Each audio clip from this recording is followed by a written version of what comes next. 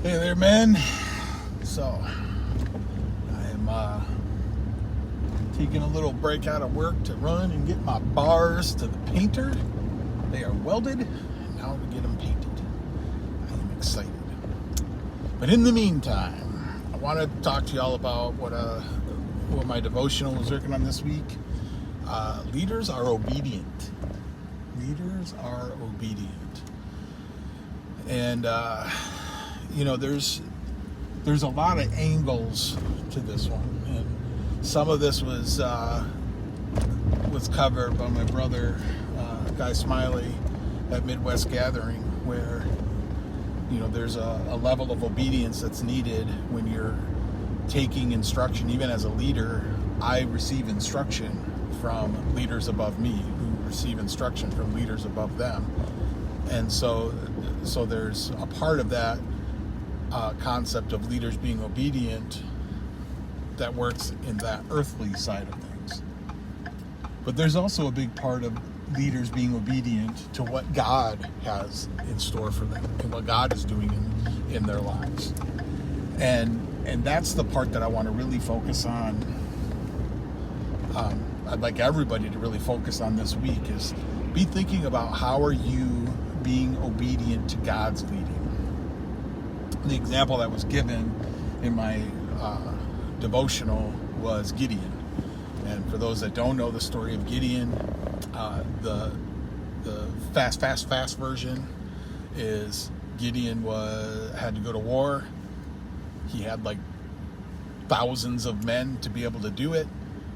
God told him to do it with 300. And so he had to go through and pare down the men to until he had 300, and it was 300 men going against thousands of enemies. And the reason that God wanted it done that way is so that nobody could go back and say that, well, the Israelite army was just so massive and so strong. Instead, it was, there's no way that you can do that with 300 people. The only way that could happen is through God. And so think about times in your life and in your ministry and in your walk when you get done with something, you're like, how in the world did that actually even happen? And the only way that could happen is through God. And I see that happening all the time in our club.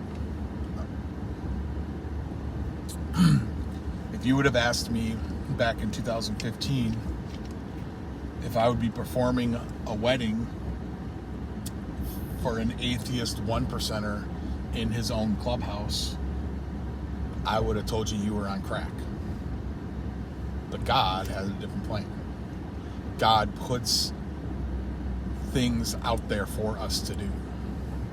I'm sure there was a lot of men that were at that wedding that were just as surprised as I was that I was at that wedding.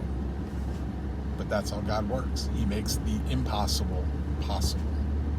And so that's what I would like you all to be thinking about this week. Praying about as you're reading, as you're doing your daily devotionals or whatever you're reading.